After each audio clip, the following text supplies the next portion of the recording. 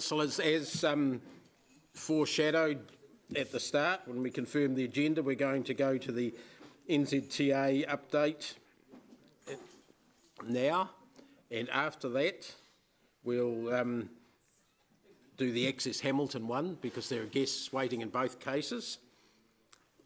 So here we are.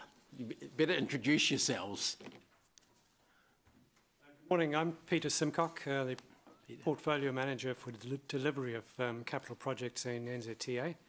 I brought Jo Wilton along. Hi, Jo. As she is our owner interface manager on the Hamilton section, which is probably of most interest to the council. Chris asked me to give a brief update on the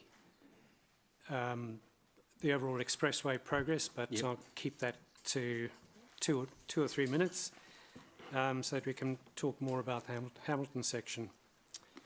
So starting at the northern end, the Long Swamp section was the last section to get underway. Sorry, have we got the presentation going? What's happening? I don't have a presentation for the overall expressway, but I'm trying to get this going. No, I just want to check what we were actually looking at. This is not responding. Hang on a sec, Peter.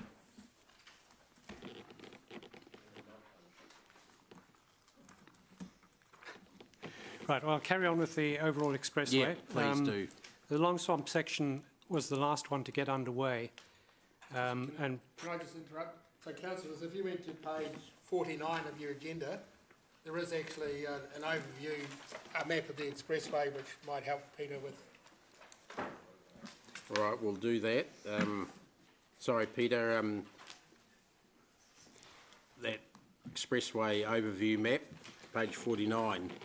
So we can refer to that, councillor. Sorry, Peter, would you like to? You could refer to that, but I'm basically just working from north to south down the expressway now. And so I was saying the Long Swamp section was the last one to get it underway, and progress is pretty good on that section, and completion is expected in 2019, which will be before the Huntly and Hamilton sections are completed. The Rangariri section, we're finalising the outstanding works on the local roads and the past site reinterpretation works before the official opening in mid-December. The Huntly section is progressing reasonably well despite a very wet summer. They didn't quite meet the targets that we had set for last construction season, but we're still expecting to complete the project by December 2019. The Ngaruawahia section was opened in December 2013. We have been monitoring that project, and we are aware of issues on the pavement, and we'll be carrying out some investigations in the coming month or so to try to identify the causes of the pavement problems. We have similar problems on the Tarapa section. They're slightly different pavement designs, but there are also some issues of pavement performance, and investigations are going to get underway in the coming weeks. And in both cases, we're working with the contractors to identify the problems. The Hamilton section construction started in 2016, but the wet summer caused significant disruption to the works, particularly earthworks. We have saturated ground conditions and standing water, and this now is slowing the start-up of this construction season. But we're still aiming for completion in 2020, although another wet summer could certainly put that at risk. And then the Cambridge section, we're now finalising the landscaping works. There's still some work still to complete on the Old State Highway, and we're working with Waipa District Council to complete those, basically to turn the Old State Highway into a local road that's fit for purpose. So that's the overall expressway summary. Going on to the Hamilton section, the map on the screen there shows the whole of the Hamilton section. And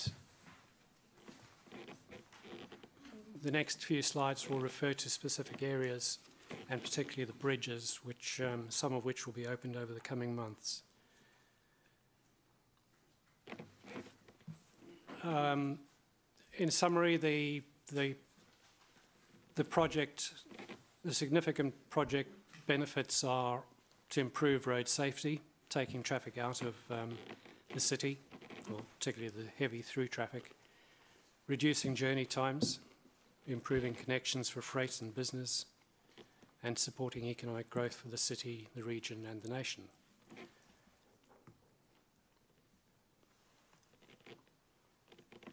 Over the next 12 months, we'll be opening a few bridges and progressing earthworks and starting pavement work. So in October, we'll be, in fact today, we'll be getting the bridge over the East Coast main trunk line opened for construction traffic, primarily to haul materials from the south to the north to progress earthworks. The Ryburn Road extension is now opened, and so access to our site offices, which is up on the top right corner of that photograph, is where the site office is, and access to that is now via Ryburn Road.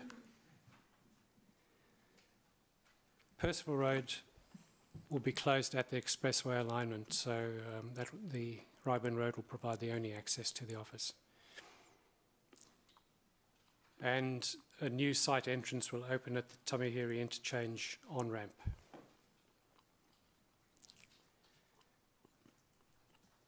It's just a bigger picture of the East Coast main trunk bridge and the site office in the top right-hand corner.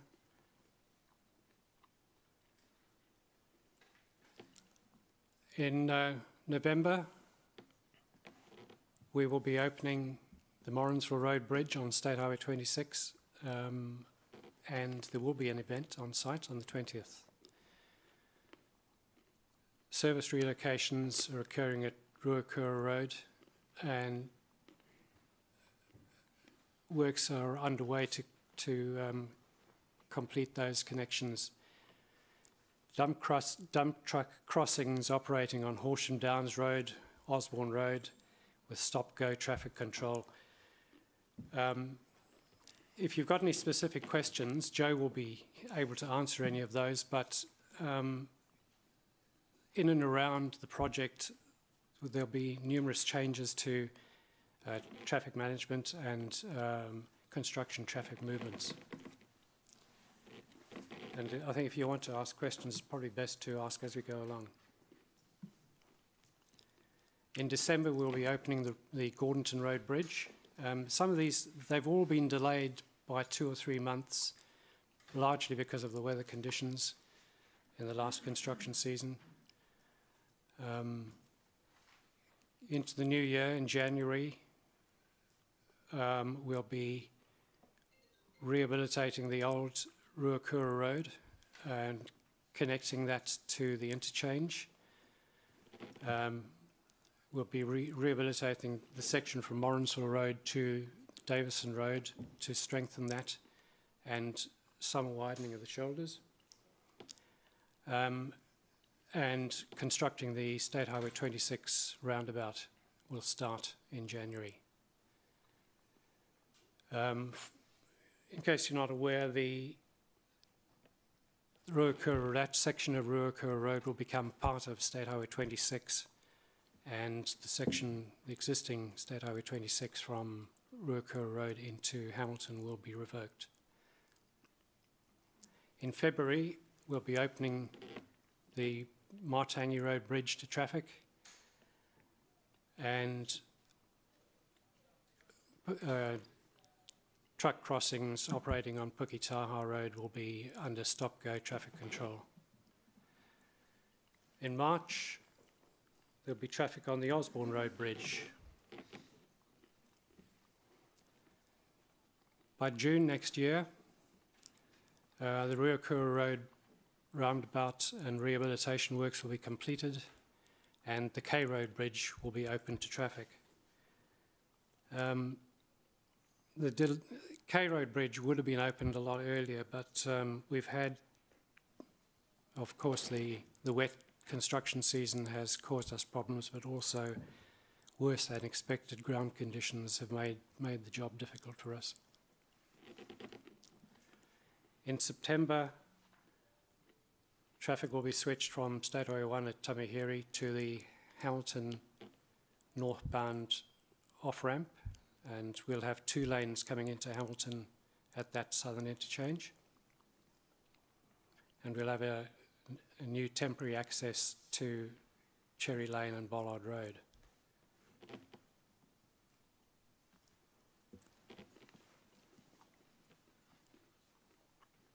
Looks like we've come to the end of the slides.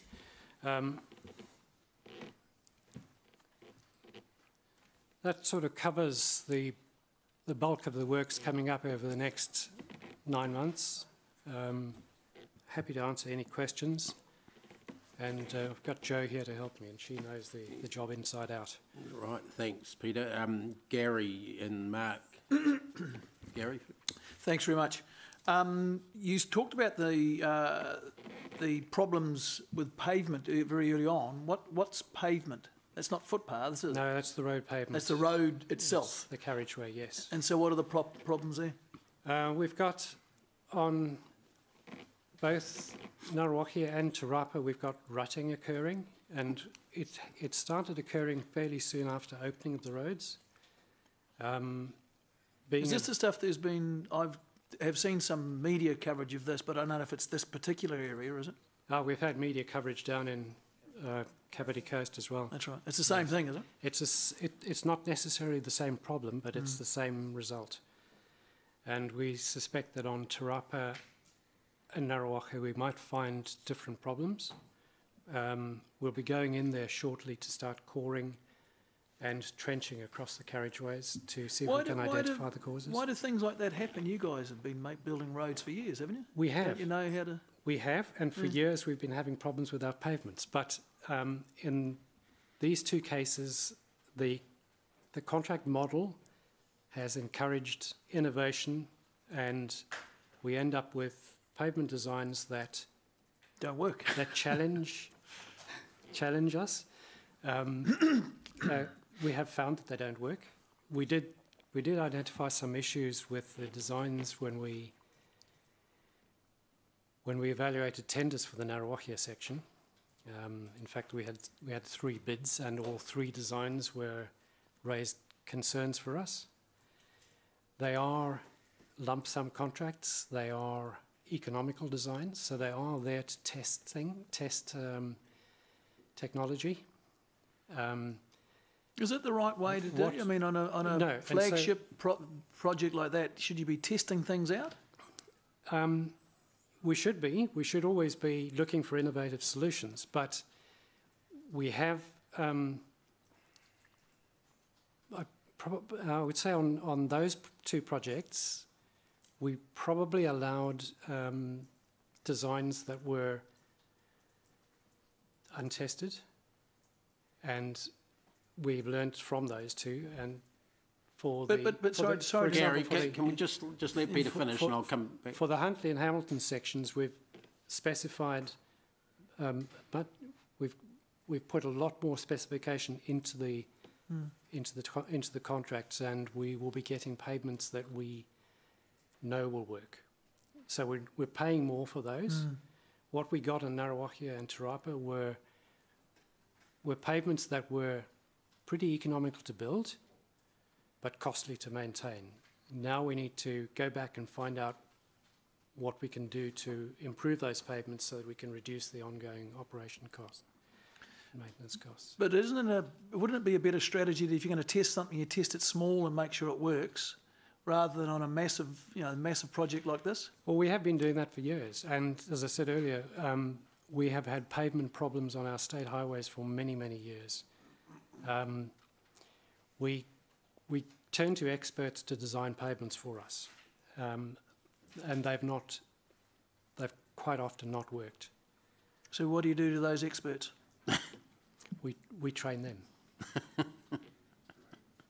But I mean, I mean, we all smile a little bit, but you know, this is millions and millions of dollars of of New Zealand's prosperity being chucked into crappy roads. Well, that's a bit facetious, but Well, I think that's... and we're talking big bucks here. We're talking, you know, a public purse that's got to try and cure diseases and educate kids and build roads, and That is true, but... I know it's true. But we should remember that we got very cheap designs, very cheap construction for those particular projects. When you say cheap, do you Cheap- mean, are cheap you using might that be word cheap might be- colloquially, or are you using it inexpensive, or are you saying... Inexpensive. Ah, okay. Yes. I was about to clarify that. But thanks. So they were relatively inexpensive pavements. We now are working with our suppliers to go back to restore those to pavements that will operate the way we want them to operate. That might involve a little more investment from the road user, but we are expecting our suppliers to come to the party and address the problems that they created for us. So while we did challenge the designs at the time of the tender evaluations and when we awarded the contracts, we received all the assurances from their experts, and they were recognised pavement experts, that they would perform. Everything is well catalogued, our concerns are well recorded, and we've had close monitoring since opening. And so we do feel we have good grounds to have tested those models, good justification for investing much more in the pavements that we are doing on Huntly and Hamilton, and we have much greater confidence in what we are going to be building in future. Okay, thank you. How much traffic do you, and I know, well, how much traffic do you think this will take off Hamilton's roads when this is completed? It varies. Yeah, I know it's a hard question. But on opening, I believe the numbers for Hamilton are around 15,000 vehicles a day using the Hamilton section, and that will grow with time. So does that mean 15,000 vehicles a day Yes. would come off our internal roads, so to speak, and go... Well, potentially coming off the existing State Highway 1, which will become State Highway 3. Okay. And possibly other routes where traffic uses Gordonton Road and the Ring Road, for example. So traffic should reduce on the Ring Road too. Okay. Thank you. Thanks. Mark. Thanks. Just a couple of minor questions about specific little details on it. The Gordonton Road Bridge, you know, the one at the top of the hill there, what's it a bridge over, or are they going to dig out underneath it? They are going to dig out underneath Thank you. it. Right, good, thank you. That was just been It's a driving me mad. technique. It's a technique we started using a number of years ago, Right. quite successfully. The Norton Rail Bridge Okay. was done that way. So you build the bridge, then dig out underneath, dig the road. Yes. Thank you. And secondly, one of the only 2 or 3 access points from the Hamilton Expressway in is down through the new area onto the Crosby Road roundabout. Green Hill interchange. Sorry, Green Hill Interchange? Yeah. It strikes me as a very narrow piece of road and next to where that new wonderful pub is. Are there any plan to widen that? That should be It's wide enough for 4 lanes. Where it actually meets the roundabout. existing Wariri Drive roundabout, Gordonton roundabout. Yes, I think Chris is going to help us out here. Councillor, I think the agreement that we've got with the various NZTA and developers, the corridor is wide enough for 4 lane. Okay, So there'll be 2 lanes built in the first instance, right. but easily upgraded to 4 lanes. Okay. So is there any reason why we didn't just make it 4 lanes in the first place? 'Cause- Cost and need, so that, you know, just the traffic, we don't need the 4 lanes at this point in time. Right. So quite often, we'd plan future-proofing it for a 4-lane corridor and design the road so it's relatively easy to tack on the 2 lanes later when you actually need it. Okay, and this might be a little bit wide, but is there any idea of what this will do to the Crosby Road Hokanui intersection there? Because that's a bit of an interesting one already, and I'd imagine that being one of the main arterials. And Yeah, I think putting the extra leg on it might help the roundabout and balance the flows. So, Oh, okay. All right. Okay, thanks. Have you noted down those answers? Because we'll probably be coming back to them in 3 years. Sorry, is that all, Mark? Thanks. Yeah, thanks, Martin, please. You probably can't answer, but I think at some stage we'd like a... Sorry, Martin, do you mind speaking into the... Oh. You have that problem when you're speaking away That's from right. it. It's quite hard for anyone else to hear. I guess very interested in the plans south of Cambridge, but acknowledging there's a new government and acknowledging that there's the Prime Minister-elect will be convening a regional summit with all the mayors. Perhaps I just confine Leicester's.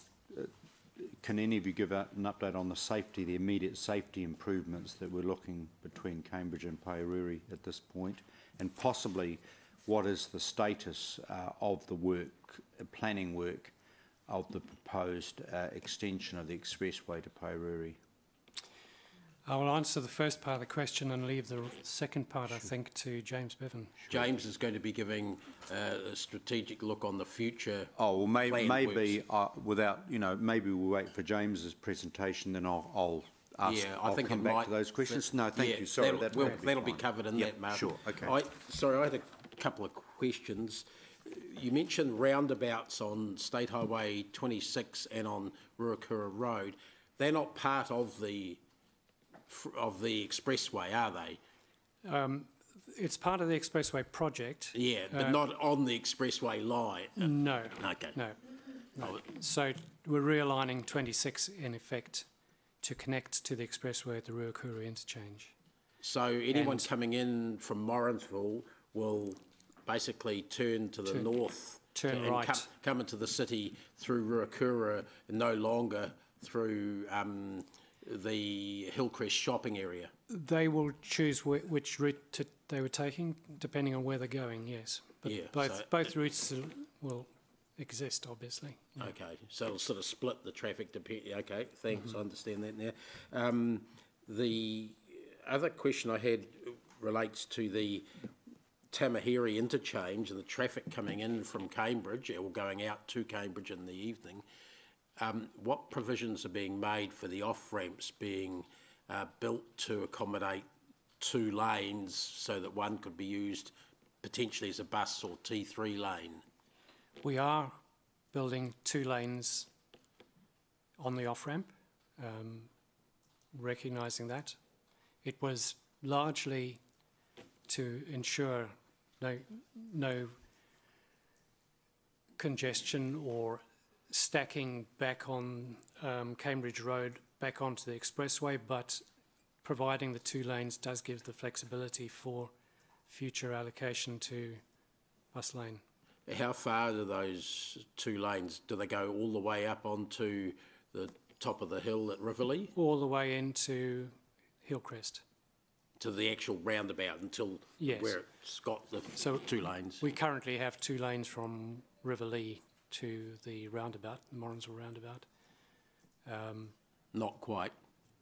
From Riverlea Road. That's where the 2 lane starts. Not coming out, there isn't?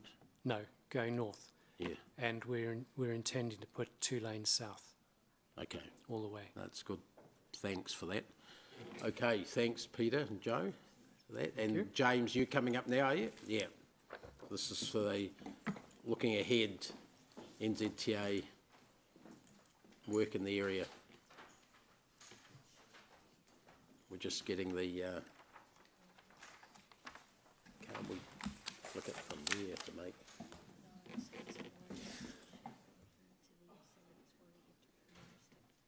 Is anyone doing anything to fix it?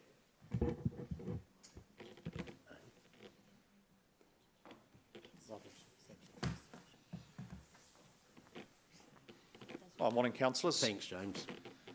Thank you, Mr. Councillor McPherson. James Bevan, I'm the System Planning Manager for NZTA here. My team covers all the national land transport planning and long-term strategic view across the country. So I'm here to talk to you about the draft State Highway Investment Proposal for the Waikato, which has been submitted to the Waikato Regional Council and I'll focus on particularly the matters associated with Hamilton City, but acknowledging there is interest broader than the city, I'm happy just to cover off any questions as we go. So I'll just cover through some key points. We have a long-standing relationship with Hamilton City Council, and that relationship's been built on quite a strong foundation of partnership, and that's continuing as we move forward into the next 10-year program. There is a very strong committed program of works across the country, and particularly in the Waikato Bay, which is leading us to think about how much of the current National Land Transport Fund is already committed to current investments. So how much wiggle room do we actually have to bring in things that are new into the program? The One Network approach in Hamilton City is the basis for our partnership across NZTA, HCC and WRC, and they're working really well in the Access Hamilton program together.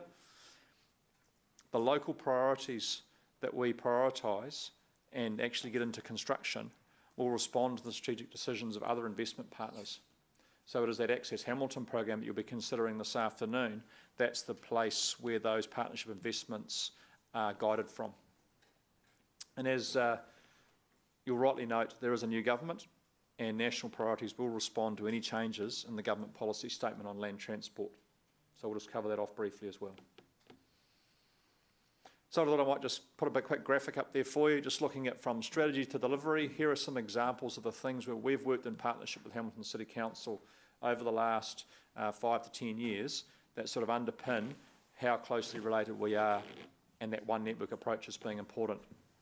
An Access Hamilton strategy, sitting up there as one of the core strategies for City Council. We're working closely with staff and your governance team on that strategy.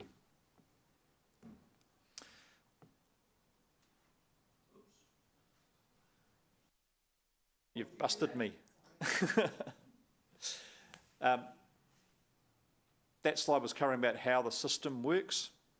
And so the system, when we look at where our money comes from, so from fuel excise duty, road user charges and motor vehicle registrations on the right, gets pushed into the National Land Transport Fund along with local share from rates and Crown appropriations. That then gets prioritised through the government policy statement on land transport, and then again at a regional level through the Regional Land Transport Plan that Hamilton City Council has a couple of places on in the Regional Transport Committee, and that then gets into the National Land Transport Program. So that tells you how the flow from money to policy to delivery, that's broadly how the system works. And the bit that's likely to change is that bit on the government policy statement with the new government. The current GPS from the old government has been out for consultation. It's been through a consultation round that it's received feedback. We're likely to see changes in advance of the 1821 National Land Transport Program. To give you some guidance, in 2009 when we had the new national government come in, it took roughly 4 months to get the new GPS out, and then we responded in terms of the National Land Transport Program. So currently, where does that funding band sit? So the blue bars up there, the blue bars are the bars that the government policy statement sets across various activity classes, from state highways, investment in new improvements and maintenance and local road improvement and maintenance, PT, walk cycle, all the activity classes. And it's the red bar that the New Zealand Transport Agency Board then decides where that funding band sits. So if you looked at that diagram pre-2009 with the national government, the big change in all of that is the state highway improvement activity class. It's roughly trebled. How it changes in the future is what this next government's going to have to grapple with. So the current National Land Transport Program, where does it sit in the Waikato Bay? In this period from 15 to 18, roughly 1.8 billion of capital improvements, $500 million of maintenance, and PT and walk cycle at 50 and 7 million. So that's broadly the funding allocation from the board to activities in those activity classes in the 15 to 18 period. Now that results in a very significant committed program of work. Sorry, James, you said Waikato Bay. Sorry, Waikato. That is just the Waikato, my apologies. So that's a very significant program of work sitting there. That's all the greens are what's committed and underway at the moment. The yellows is what's happening on the road safety with the Safe Road Alliance, and the blues are our new starts in the 17-18 year. So just in the Waikato, that's a very significant program of work. It means roughly 75% of the State Highway Improvement Activity class, as it's currently published, is committed to existing projects. So nationally, in the next 3 years, only 25% of that current fund remains for new starts. And this is how we work in the Hamilton City context with our One Network Charter. NZTA, WRC and Hamilton City working together on both strategy but also our improvements and operations plans. That One Network Charter is supported at governance, executive and technical officer level. And now let's look at the draft State Highway Investment Proposal and sort of what it is we've submitted in September to the Waikato Regional Council and how is it shaped. So it's currently shaped by the draft government policy statement on land transport. That draft may change and therefore we may see some change in the program. NZTA's national strategies, where we are committed to things like the Safer Journeys, National Safer Journeys strategy, so a big safety program for the Waikato. And our partnership investment programs that we're seeking support from the board.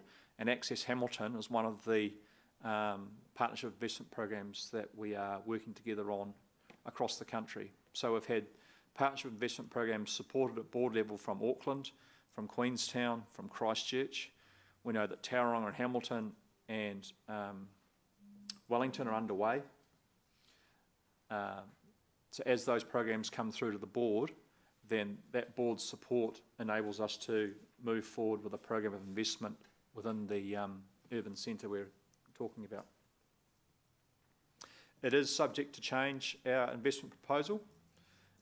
Two main things will be subject to that change from. One is any changes in the government policy statement, and secondly is your own decision making and how we respond to that decision making. So we don't work in an island, we work in our One Network approach. So decisions made by Hamilton City Council will have a corresponding decision making effect on NZTA program. So where are some of those areas in Hamilton City? So activities that complement the Waikato Expressway, these are some of the things that we've got in that help support delivery. So the Cambridge Road improvements you've heard about, Hamilton to Cambridge cycling connection, these are activities that complement the Waikato Expressway. We're there supporting your Southern Growth Housing Infrastructure Fund initiatives with the Southern Links package, and the timing of that Southern Links is contingent upon decision making within the council. So we have, when we submitted the designation, our evidence in the designation hearings process under the RMA suggested that we would need a construction start by 2030. We enabled some flexibility in that, and that our draft program initially had it in at 2024, and we think we can push that earlier should the HIF package get turned on. So we are responding to the timing of that Southern Growth Initiative. Access Hamilton, and particularly the outcomes around safety and urban accessibility. So you'll see a range of works in our draft program under section safety, pedestrian access to schools, commercial centres and bus priority hotspots, and urban network improvements such as along the State Highway 23 corridor. Again, these are all subject to partnership investment, so some of these may not progress depending on how the partners align in terms of priorities.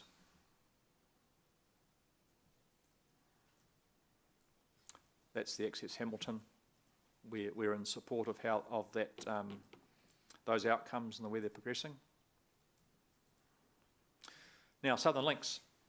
It is time to the Housing Infrastructure Fund bid. I've outlined briefly what that timing looks like. We may also be talking about the staging and timing of the Southern Links package, depending on how areas open up and grow. So parts of that network may come forward for construction rather than the full corridor, but that's that detailed project programming and the staging and timing of that work rests with two decisions. One is opening of the growth cell, timing of that, and then secondly, how the implementation, staging and timing between all parties works together. So there's a joint program of work under development that looks at that staging and timing. Next steps from here. So our draft program submitted to the Regional Land Transport Plan. That is still a draft and subject to change, as I've said. In the sort of September to December period, we're engaging on the program, its content, its links to partnership programs such as Access Hamilton, and that's the reason for me being here today, is just to talk to you about what those links are and how they might shift and move over time. The RTCs around the country then publish their draft regional land transport plans. The timing of that will vary, but I understand for the Waikato it's between December and February. And they'll be out for public consultation. And then we'll support the regional transport committees through the submissions, hearings and the confirmation of that program. And then once the RLTPs are lodged with us as a confirmed program of work by the end of April, we will then develop the National Land Transport Program. And that is scheduled for publishing in July 2018, and that will set the next 10-year program of work, all subject to government policy statement changes. So that's my brief overview. Happy to take questions. There was a question from Martin before about Pairiri. Oh, sure. Yeah, apologies. So the safety improvement work, the short-term safety improvement work is under construction and is committed to make progress this year. So that will be completed this summer. The scale of those works will need to respond to any changes in terms of construction timing for Cambridge to Priority. We're not certain in terms of what might happen there at this point. We are progressing on our current program of work through designation and land purchase so we can protect the route. So at least there'll be a corridor laid out and protected, and that documentation is lodged in June next year. So what you're saying at this point, you're looking at the corridor because there are, I think from memory, three kind of options in terms of that route, and you're just still doing work on which is the option is the preferred one. That's correct. And then secondly, there'll be a designation process, and obviously that's totally different from a get-go in terms of construction contracts. Yeah, so until we're instructed otherwise, our aim is still a construction start by 2020. So we are progressing on the WAP basis until we're told otherwise. We have not committed the construction funding. No, because obviously contracts are not signed. That's and correct. Can I just steer back on this, on where we're at with regard to the corridors beyond Pairiri towards Taupo and Taronga, just in terms of the broad planning around, the upgrades, safety and all of that stuff? Sure. So the two corridors from that 29th change, 29 over to the Kaimais and into Tauranga, and one south through to Waiuru. The board has considered program business cases for both of those and come to its broad view on the type of treatment and upgrade it would like to see. That was accepted at the time that the board has received those program business cases. They are largely focused on safety and improving capacity in isolated locations and improved alignments. The biggest, or the most critical element of that is what do we do on the Kaimai Hill, and that's the biggest effort we need to put in that space. We are currently involved in detailed business cases on both corridors to advance those works. Once those detailed business cases are completed, then the timing of any future work and designations will be considered then. Obviously I'm just aware that the Prime Minister-elect has indicated that there will be, I think, a summit with mayors on regional roading and roading issues. one would assume that the Waikato mayors, being cognisant of the Waikato plan, future-proof, etc., Southern Links, all of our aspirations, will you, I assume you people will be with the Regional Council preparing briefing notes and data for the mayors before they go down to that summit?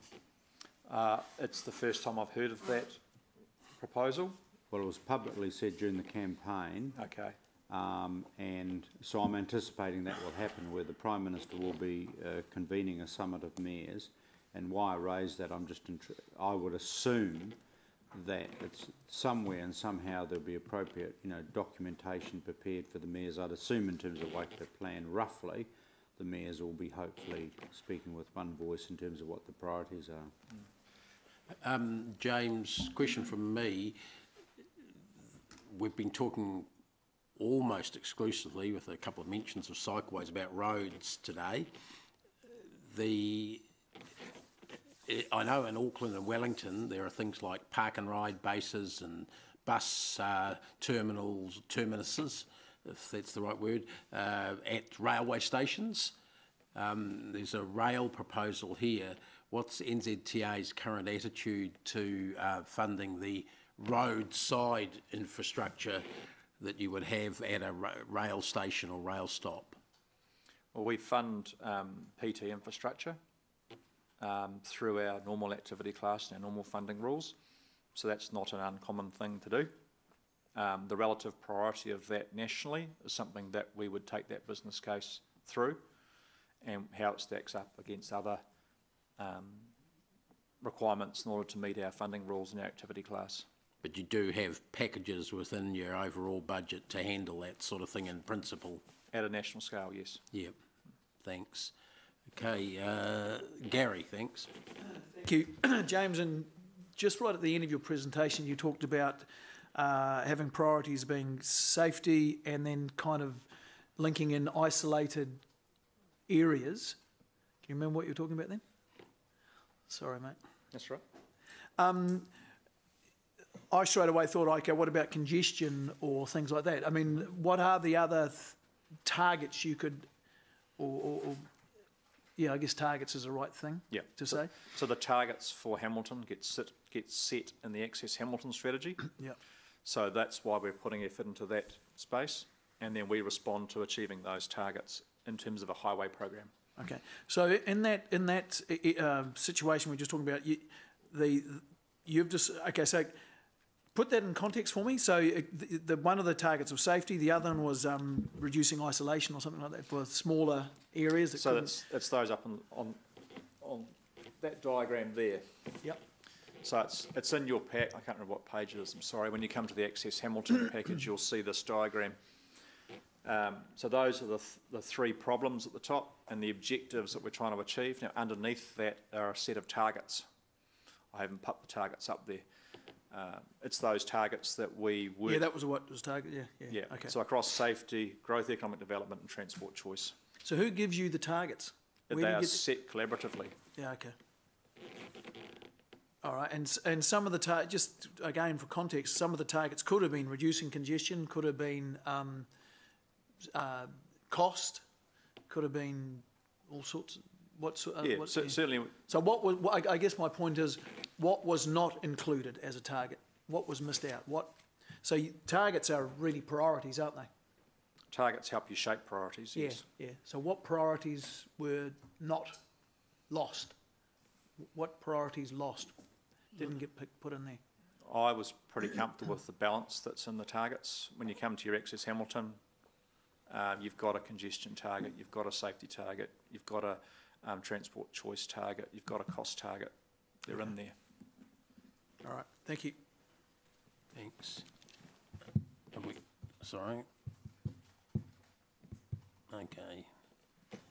Any other questions? If not, thanks very much, James. Now we're going to move on to the Access Hamilton discussion now, which, just as James has said, included the Regional Council and NZTA in that working group. There's a number of papers here for this. The actual item starts on page 29 in the main agenda, It's also on, sorry, I'm just finding my page here. There's a Access Hamilton attachment called item 8, which is a 2-page spread of draft spread of projects, and there's also it's one of the 2 other big attachments. I'm not sure that it's got a number. No, it hasn't got a number, but it's called Open Attachments 8 Access Hamilton. Now that's the program business case, which is technocratic jargon for what we have to give the NZTA to get them to fund our projects. That's a separate attachment, Gary. I'm sorry. On the front it says Open Attachments 8 Access Hamilton. Now, it wasn't proposed that we wordsmith that at all. In fact, it wasn't, in my opinion, it's not even necessary that this be in here. What's necessary is the staff report and the other list on item 8, which is the 2, I think it's A3 in your system, is it A3 pages of table of programs with red, green and blue on the left-hand side. Just making sure you've all got the documents before Chris starts the staff report, which is, as I said, starts on page 29. And Chris, if you can refer to them, those documents, just if you are referring to, make sure that we know which one it is, because we've got the separate attachments. Okay, thanks, Chris. Councillors, if I'll just try and bring it all together for you. So look, the report before you today brings together work that's been overseen by the Access Hamilton Task Force over a good number of months, and it's previously been largely reported through the Growth and Infrastructure Committee, and large parts of the program business case have been approved by that committee. Look, I think it was really good to have James go first in terms of the state highway part of that. Like, it's really important for us to remember that the task force has been a multi-agency project, which has included Waikato Regional Council, New Zealand Transport Agency and ourselves, and at times various other stakeholders in the transport business. So the program business case is therefore the result of working together with these agencies to document the Hamilton story on transport, if you like. So what James has just presented on is their program of works that they propose, which is based on the Hamilton story or the program business case. The A3 attachment you have is a potential list of our program of works that would align with NZTA's program of works and that will align with the Regional Council program of works. So all 3 programs, and this is the tricky bit, all 3 programs have to work in unison together. All 3 programs have to go through various processes to get approved. And so that's the challenge in front of us today.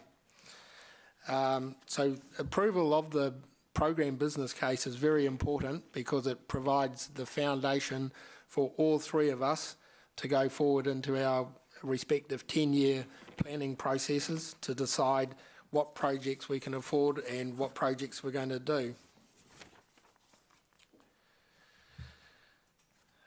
So the work that we've done through the program business case has allowed the task force to identify, and I'll call it a candidate list of projects that drive the objectives for us. So the A3 list that you have in front of you, one way to look at that, that's the full list or the candidate list of projects that we believe are all good projects that will drive our strategy forward.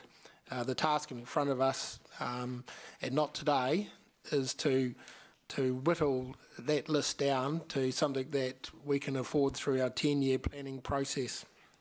So I'll come back to that in a minute, but first I just wanted to reflect on the program business case in front of you.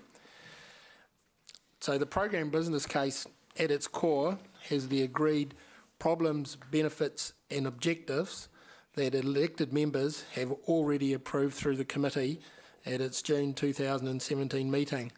And they can be seen in attachment 1, which James referred to and was on his slide on page 36 of your agenda. So the 3 circles at the top with the benefits and the objectives. So since the June 2017 meeting, the objectives have been slightly modified, and I've articulated those modifications in the report. In paragraph 13, I think, on page 30, and the measures and targets have been slightly modified to reflect the decision by Council to have a 0 road death target within 10 years. And we heard from the public forum speaker this morning about Council's decision on that, which they thought was pretty good.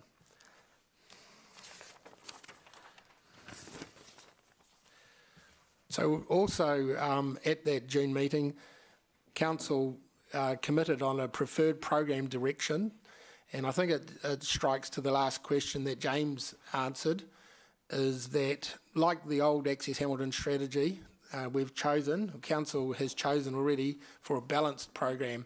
So that's not to put all of our money into car transport at the expense of everything else. It's to put our money into a balanced program that drives those 3 objectives, which are around economic development, they're around safety, and they're around transport choice. So if I could just lastly then turn to the development of program of works for the next 10 years. So Council is through its 10-year plan process, is looking at 4 different programs for delivering transport for the city. So the first program is just our base program, which is our operational spend and our renewal spend. So today's paper is not in relation to that program, and that has been decided through other processes with Council. The second program of works, which once again is not the subject of today, is our growth program of works. So what areas we want to grow in, the HIF, the Peacocks Road, transport for Ruakura, Rotakari, etc. So that's something that Council's discussing at a high level, and will decide on its growth program of works. The third program is, there is another program coming through Council, which are level of service projects, and for transport there's very few projects in there, but it's seismic protection is in there for some of our bridges. And the last program of works, which is the subject of today, is the Access Hamilton program.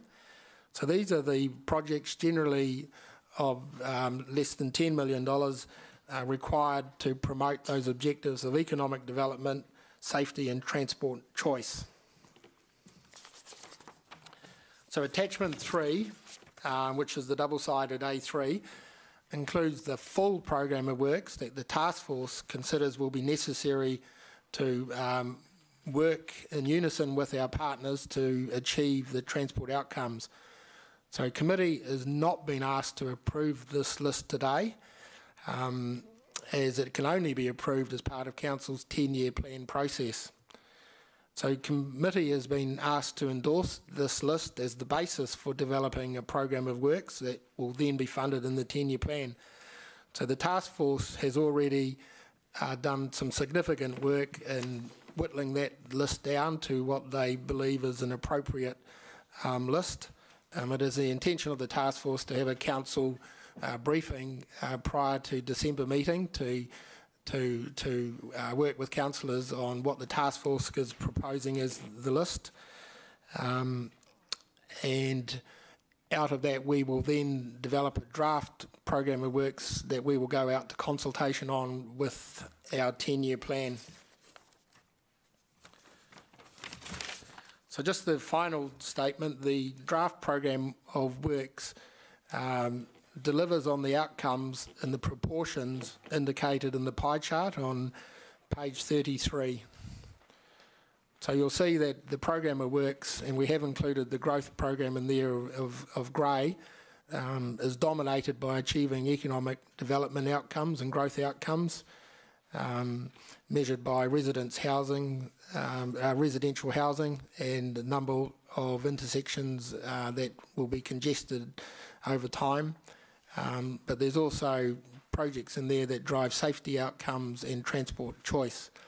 I will make the observation that while the transport safety piece looks rather small, a lot of good safety outcomes are driven by our operational spend, and they're also a result of our growth spend as well, where we're building good roads. So, councillors, I'd probably just leave it at that point and be happy to answer any questions. Just take you back, councillors, to page 29, the staff recommendations, so you understand what the discussion will lead to, those points 2A and B. So it's approving the business case, which is based on the discussion in the report, and endorsing the full program in that A3 sheet, knowing that the proposed will be a cut-down version of that. The priority version will come to a workshop of all councillors before it comes to the full council meeting, LTP discussions, so you'll have a chance to chew over the details, why this is in, why that's in so-and-so a year and that sort of thing.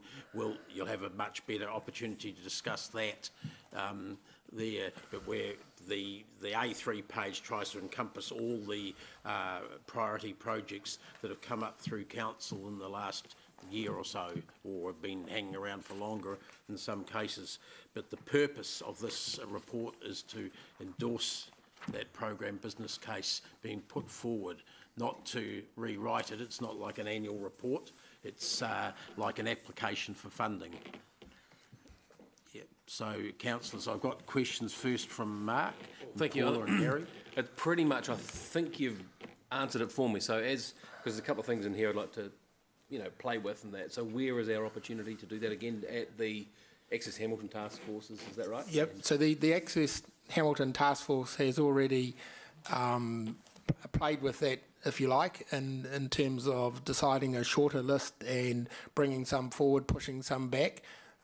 It's my understanding the intent of the chair of the task force is to invite councillors to a briefing where we can go over that in a lot more detail and have a broader discussion. Sorry to interrupt, Chris, to have one more Access Hamilton meeting before that briefing, because we chucked up a lot of ideas and they changed costings, and we had to see how that fell out as well before we took it to the briefing. So there's that interim step.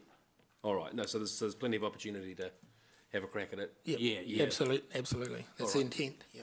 Okay. No, and I might add, I know you're interested in, concerned about the biking side. In the biking plan discussion later today, there'll be an opportunity within the biking projects to look at the priorities and things like that too. We'll comment on that as well. And that's all the biking stuff is part of Access Hamilton discussions. Exactly. Okay, thank you. That makes it clear. The LTP discussion, where that report will be sort of locked in, or the will be the draft LPT on the 6th of December.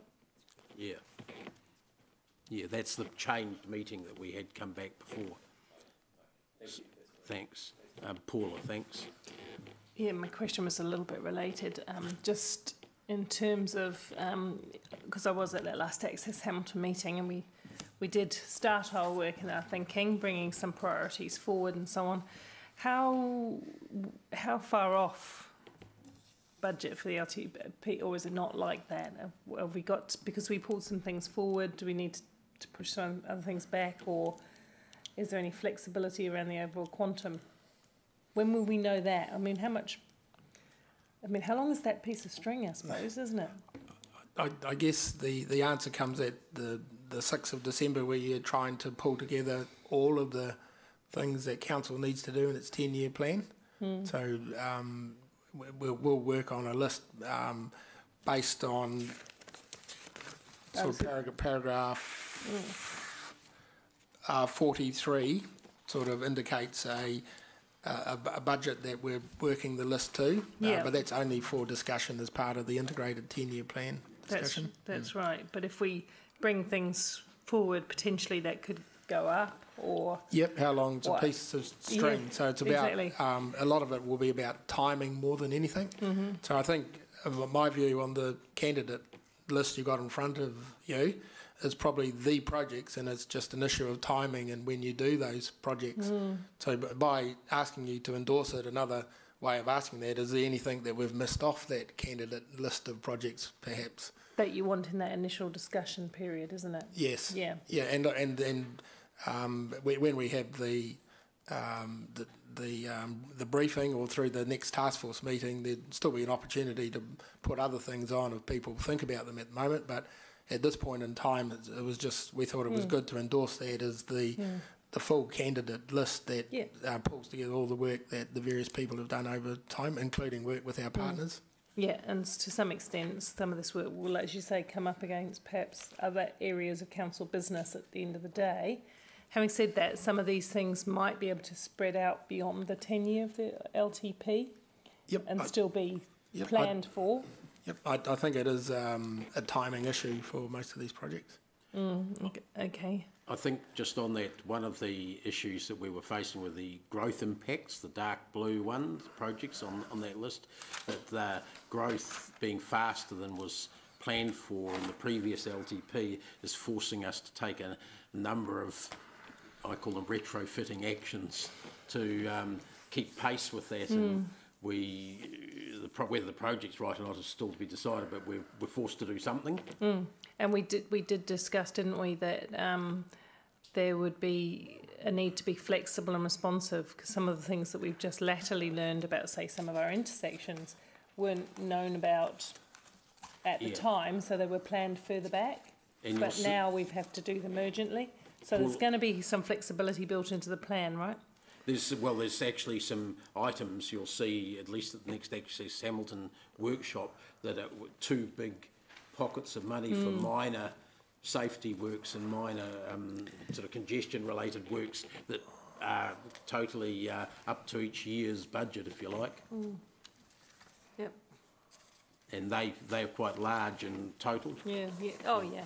Because of exactly what you're describing the situation as. Yeah, no, this is an expensive area of council business, so getting that right is important. Yeah. Gary, thanks. Thank you, Chris. So I'm looking at the attachment. So my page numbers will be the bottom.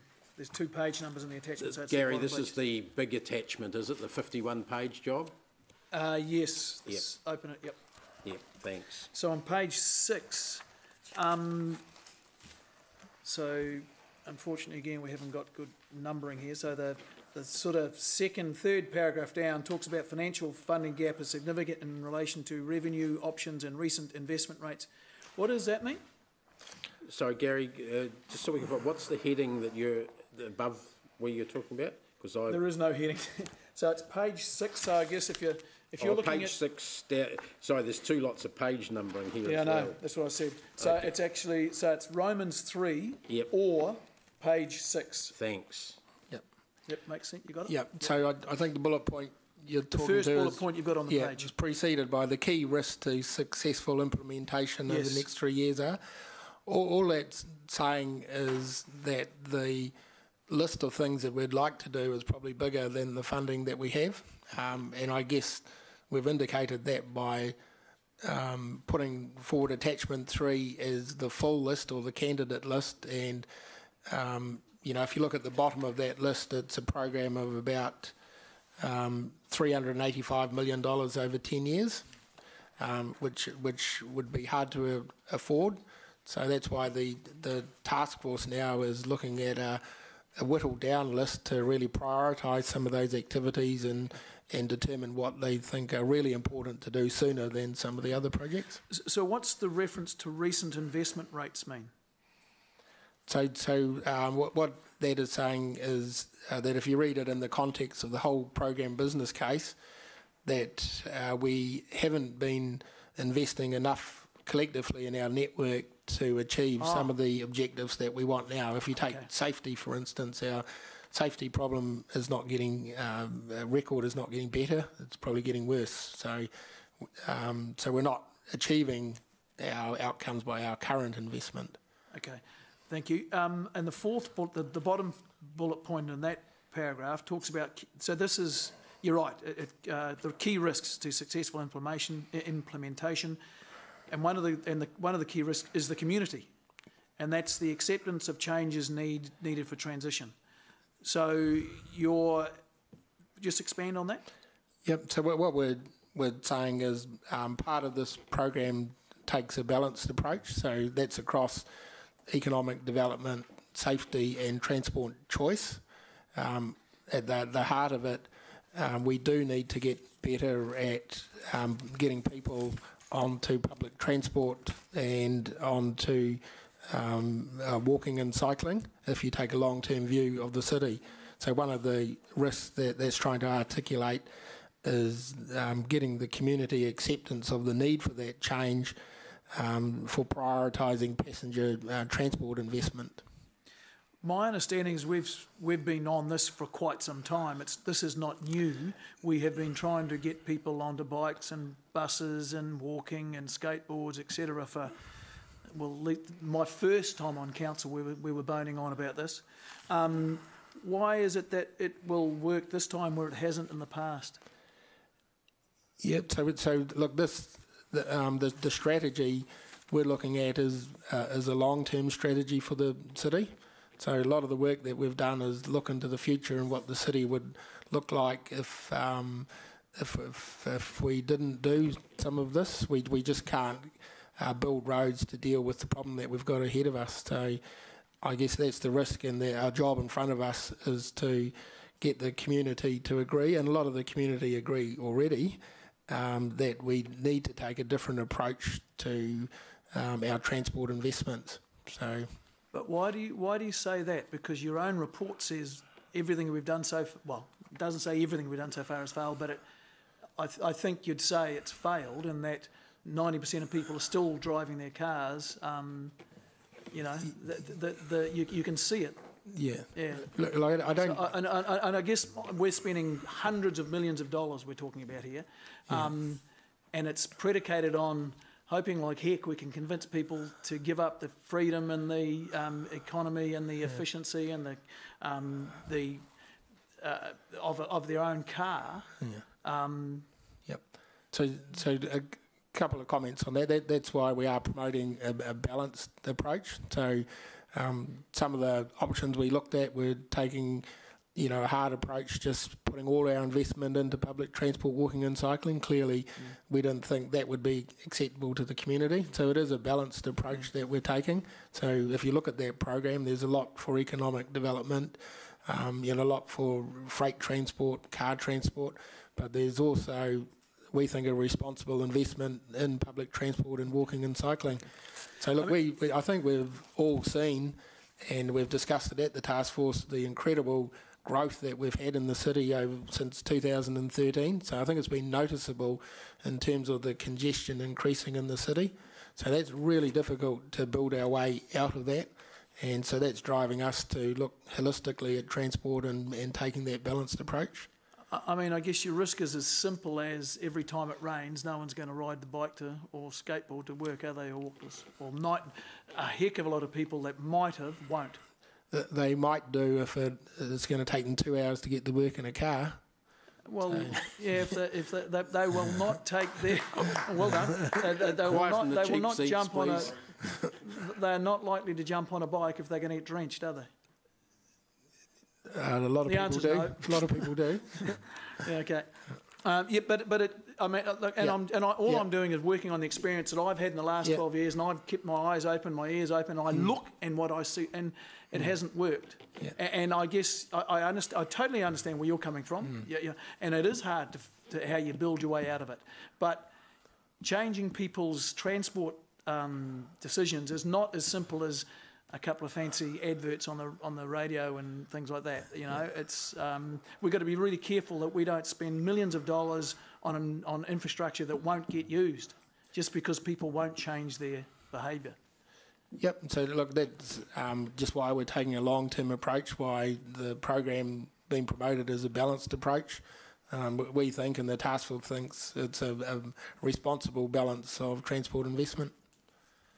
Okay. On page 11 of the attachment, the standalone attachment, you talk about the dominant transport mode in Hamilton as private. Sorry.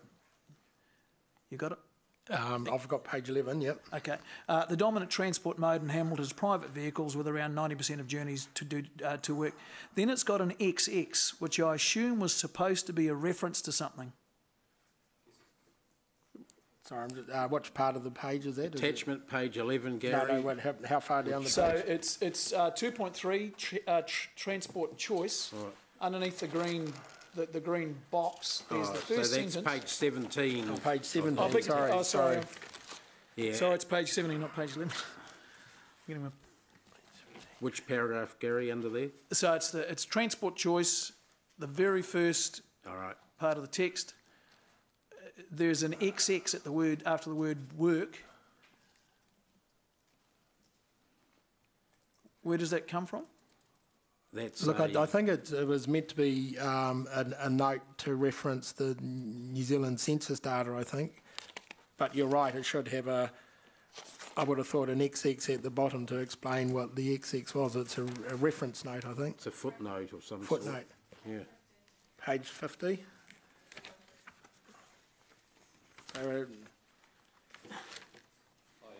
So it's got an explanation. Oh, on right. page So, 50. yeah, on page 50 are all the footnotes. Okay. They're not actually footnotes then, are they? No, they're All right. attached footnotes. Yeah. Okay. On page, beg your pardon, page 19 of the attachment, we talk about a Hamilton biking plan included 4 priority projects, blah, blah, blah. The third one down is School Link, which is providing a cycleway for almost 9,500 students.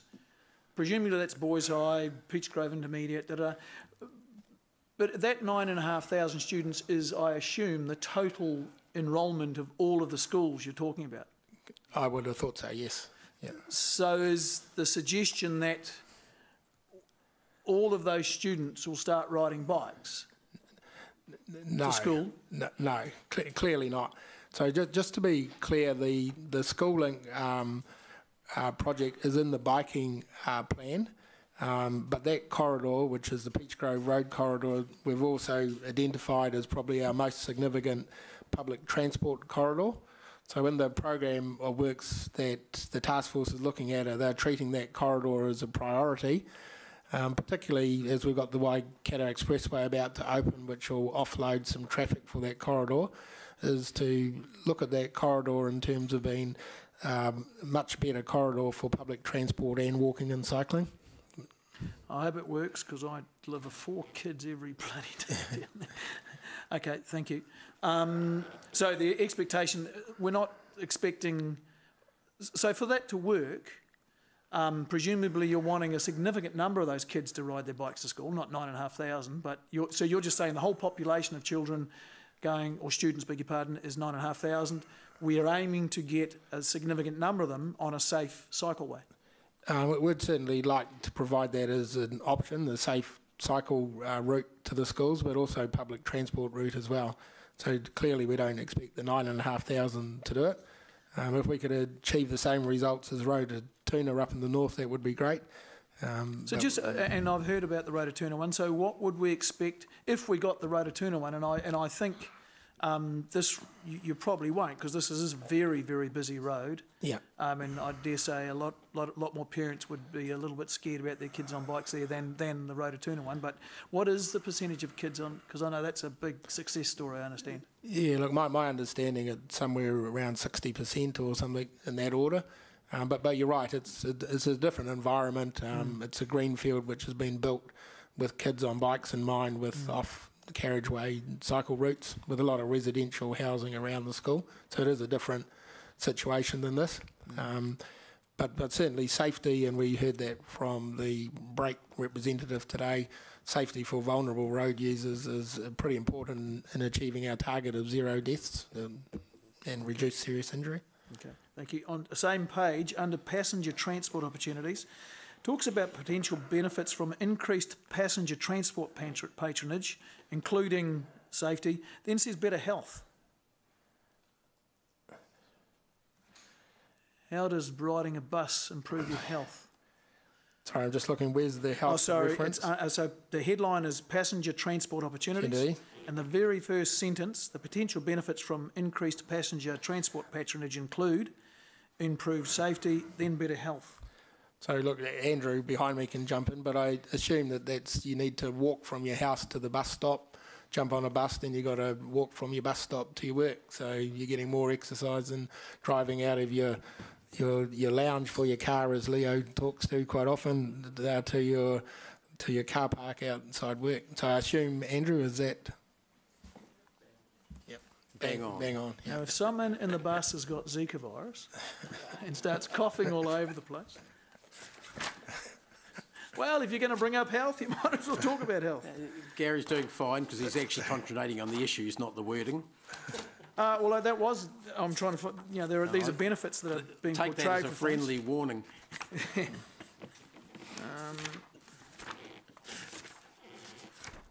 No, those are all the questions. Thank you. Thanks, Gary. Appreciate that.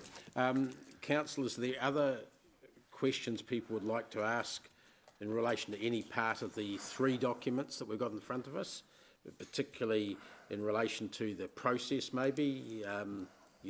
This goes forward to NZTA. That's what the document that Gary's been talking about, actually. Yep. I think it just becomes a foundation document to support NZTA's program of works and regional council. Yeah. And we would formally issue it to them following today. And someone to read it for them and decipher it? They've been part of developing that, so they've got people well trained to do that in their own organisation. And they're quite used to that sort of stuff. Okay, it's very good. Okay, councillors, if there's no other discussion, the resolution is on page 29 of the report. Staff recommendation is 2A and B. There, I'm going to move that from the chair, seconded by Jeff. Got in first. Would anyone like to speak to that? I think we'll just do the vote on the actual machine this time, if that's okay. Is there anyone? No one wants to speak? No. Sorry. Yeah, Mark. Yep, fair enough.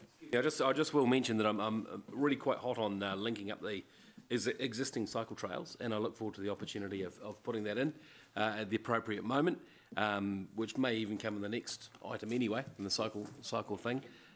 So, as long as this isn't a hard and fast finale, and there's plenty of room for more debate, I'm keen to support it as it goes. Yeah. I'm going to say actually a couple of words as well, because I couldn't let one of Gary's comments go unchallenged. He in fact made it twice. He asked the General Manager why will the transport choices buses he was referring to, I think particularly, work this time when it didn't work in the past, which is a fair question. And when Gary was first on council, at the end of that period, we became active in the public transport area, and in fact built the public transport centre here, and for the following 10 years from that until about 2011, we had record public transport growth in the city, the highest proportion of growth, percentage-wise, of anywhere in the country, ranging between 5% and about 15% per annum. It's different in different years, depending which services start. So I think rather, and it's tailed off since then, rather than saying they didn't work, I think they worked well by New Zealand standards, the provision of better transport choices. One of the stars was the Orbiter bus, which transports thousands of school students and uni students and workers every day. And that's been a shining success, but so have other bus routes, and the Regional Council has got, in the last year, got very active again in that space along with us, and I think we can look forward to much better transport choices, and this is asking us to play our part in that, as well as making sure safety and growth are accounted for as well. So that's why I'm supporting the resolution. I've got Jeff and then Gary speaking as well. Thank you, Dave. Yeah, look, I just wanted to stress that from my point of view, the strategy here is I think, responsible and it's balanced, and ultimately it is actually the only way we can go in the long term. Because as it is, if you look at the safety category, a mixture of the growth that this city has had and is having, and some underinvestment in recent years, means that the current business as usual spending just isn't enough to get the job done. We've got 27 intersections where demand exceeds capacity now, so we're not doing anything about congestion and we're not keeping people safe. So that you don't have an endless, as we well know, we don't have an endless supply of money, which is why with the transport choice, we need to look at other options. And it's not just a matter of airy-fairy, it's nice to have, it's actually a matter of dollars versus cents, dollars and cents. You can spend money on roads till the cows come home, and you're never going to have enough. So it's an economic argument as well, that ultimately you've got to get people out of cars and you've got to get them into public transport. And so I think this strikes a good healthy balance there, and a lot of work's gone into it, and there's a lot more work to go. But I certainly endorse what's been done so far, and look forward to more discussion on it. Thank you. Thanks, Gary. And I just want to say thank you, Dave, because that's the kind of evidence, and I mean, I know it was a little bit anecdotal what you said, and I assume it's based on some degree of fact. Oh, we can give you all those facts. We can give you whatever facts. Them all lined up. And if we need be, we've got another set of facts we can bring out too. Absolutely. But it is important that everything I try and make a decision on around here is based on evidence. And if you don't have the evidence, you know, you're I don't know, you're tilting at windmills. So that's what I was after, trying to get evidence. So thank you for that, Dave. I appreciate that. Thanks. Okay, Still not there's no further speakers. We'll go to the vote on the board. Thanks, everyone, if I can get it. Yep, there we are.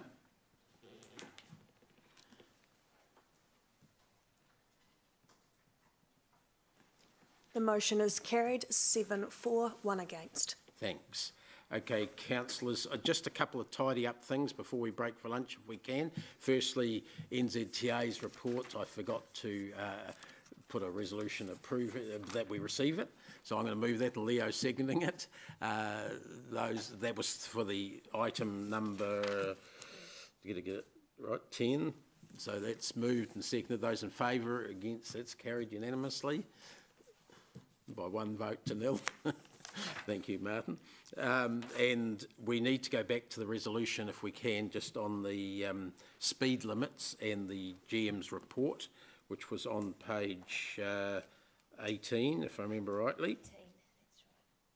So if you, can we put that up on the board, where we got to?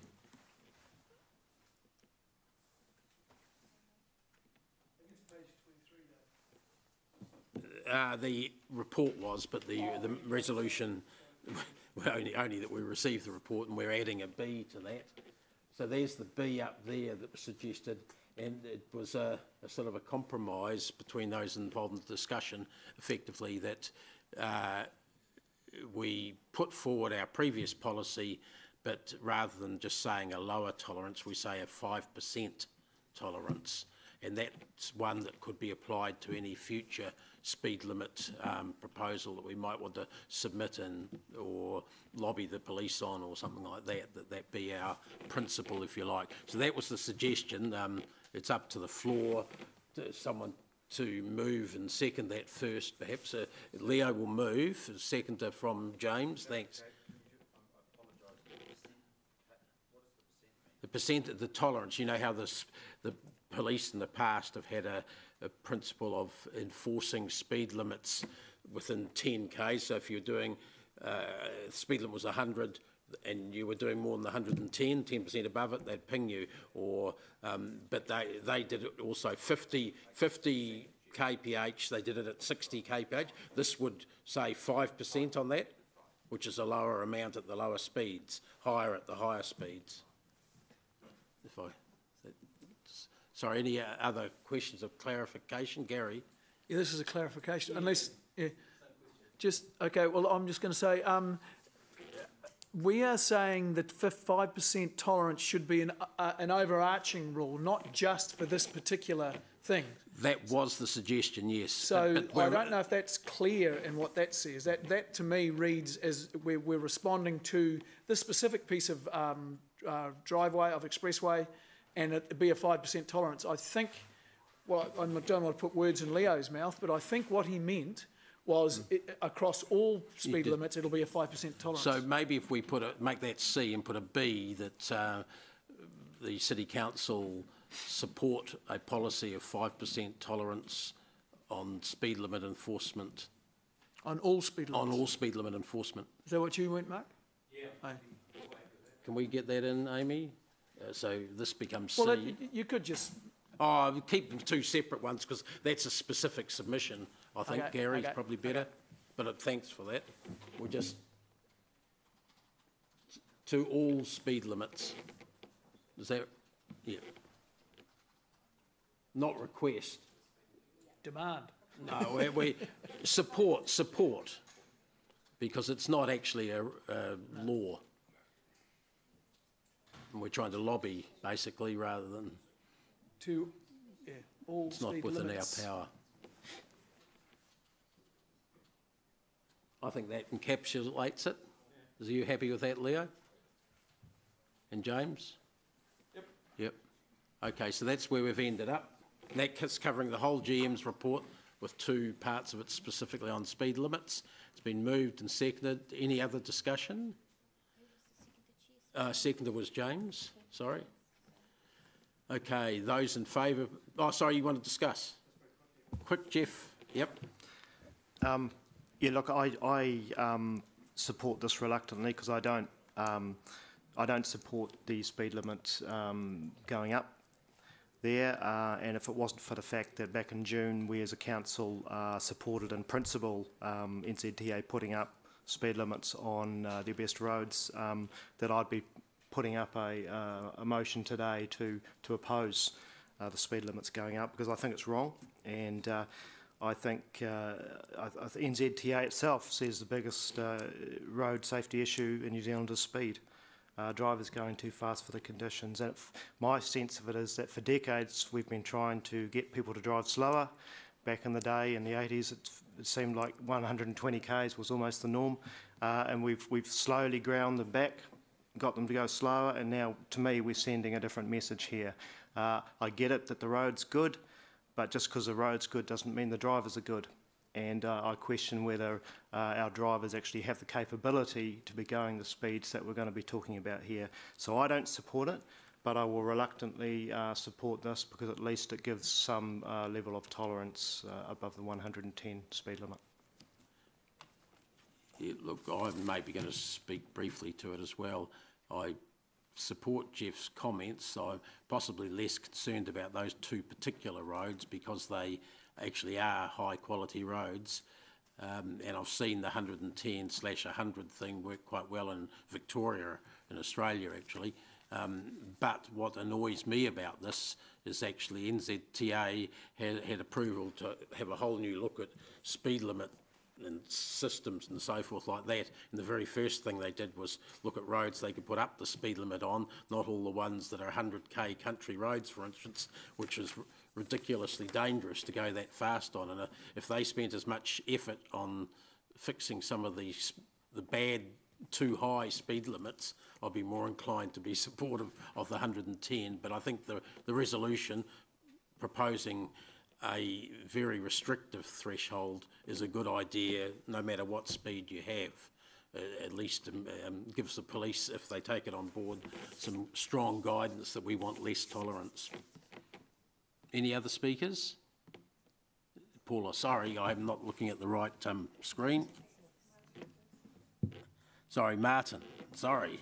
Yeah, I support the motion, and obviously we'll be very interested in progress reports from NZTA around speed limits reduced where the road conditions makes 100k totally ridiculous and unrealistic. I've acknowledged what Leo Tuman and others have done over a number of years, and that's all about road design relative to speed limits. So I support this 110 on our expressways, but certainly look forward to a big concentration on removing the 100k, where it's totally unrealistic and stupid, and there are a number of roads in the Waikato region, and we must remind ourselves that we have a terribly high road toll, and obviously speed management is one contribution, hopefully, to trying to reduce that road toll. And I think it would be quite good for us, even though it's not in Hamilton. It's Hamiltonians that drive on these roads, and very important. So your point is noted, Mr. Chair. Thanks, Paula. I'm always a bit reluctant to drive speed up when we know that people creep up anyway. But I understand that this is a part of the Safer Speeds program that NZTA run. So it's not standing independently. It's part of an overall approach to putting the right speeds on the right roads. Having said that, the 5% tolerance approach to all speed limits is the part I have the most concern with, because I think people do push limits. They always push limits. I prefer that we retain a strong steer around driving to the conditions of the road. So there are times when going a little faster might be all right, and there are times when you should be going considerably slower because of the weather conditions or something that's going on the road at the time. So we mustn't lose sight of that those people should exercise good judgment and drive according to the conditions. And so I don't want anything that's too black and white that reduces that onus on the driver to drive responsibly. The 110 on those stretches of highway, in all due respects, most people are probably already doing that on some parts of those of similar quality highway. And there again, that points to the fact that people will comfortably go a bit faster if they feel they can. Thanks. Mark. Thank you. Look, very, very briefly, I'm actually quite excited about Clause C, being, one of the big supporters of our Vision Zero and our increased safety. I'm really excited about the fact that we look, I'm aware it's just a submission anyway. It's not a legislation change, but I'm very excited about the fact that we're signalling to NZTA and all the authorities that, listen, this is a place where we take our road safety very, very seriously. And on that, I actually support the 110, I beg your pardon, B was the one I was excited about. I also support the 110 K. As long as you get your excitement in the right place. Yeah, I know, so excited I couldn't read. I support the increase in the speed limit to 110 because that road is built for that speed. It's a 4-lane safe road, and I would really welcome some of the roads which are effectively goat tracks around New Zealand being revisited as well. And you mentioned country roads earlier on, Deputy Mayor. I'd fully endorse that sort of thing. But with high speed being an issue, low speed becomes an issue as well. So I think we've got to be realistic about that one particular point in road. Originally I thought it was the Te Rapa bypass as well, but I'm reliably informed that that's been sort of pulled off because of some pretty crazy behaviour already. So in summary of this extremely badly put together debate speech, really supportive of tightening up the rules around our town, and I think we've also got to be realistic about the great roads they're building and drive at realistic speeds. Sorry, I didn't ask Leo and James when this. I didn't think anyone was going to speak, but do either of you want to, as the mover and seconder? Mr. Chair, the whole idea of this is to give some and take some. So, for example, look at the road out to Kapia, State Highway 31. Put the signpost 100k. Very odd spot you can get up to 100k. The rest of it's about an 80k road. So what it is of course, is looking at the environment, and first off, we have to get the environment right.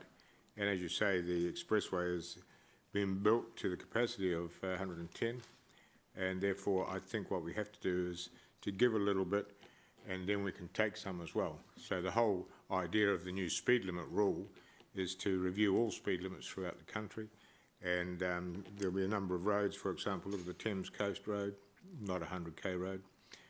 Possibly 80 k's at a max, and these are the sort of things which we'll be able to look at. So I think if we've got the environment correct, let's put the appropriate speed on that environment, and then eventually, of course, people will come to realise, even without a signpost, what that particular environment should be. Thanks. James, did you? Fully support the 110k for this section of road. Look, we've got a concrete median barrier. It's very hard to have head-on accidents there unless you're a Dukes of Hazzard and a leap over the bloody thing. So it's a good road for that speed, and you have to remember that there are different places around the world where there are open speed limits and they have less accidents than us, and that's the Northern Territory's open speed limit up there have actually less fatalities. But yeah, nobody there. Crocodiles. Kangaroos. But look, yeah, you just have to remember people are going 110k along Gordonton Road at the moment. You know, they're doing those sort of speeds in an 80k area, and traffic is going 110, maybe up to 120 on the expressway here at the moment anyway. So it's safe enough to do. Thanks, James. I'm going to put the resolution now. If you go to the voting board, we might as well, since...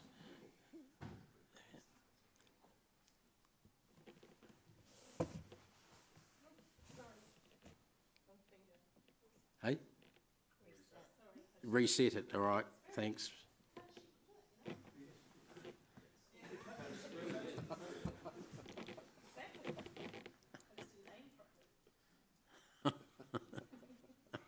I've heard that said before, but not in voting chambers. The motion is carried 7-4, 1 against. Okay, councillors, look, can we try to be back, say, 25 to 2? Gives just under 40 minutes. Why do we back, or do you want us to be back then? Is it 5%? Yeah, 5%. Half past for a 25 to 2 start.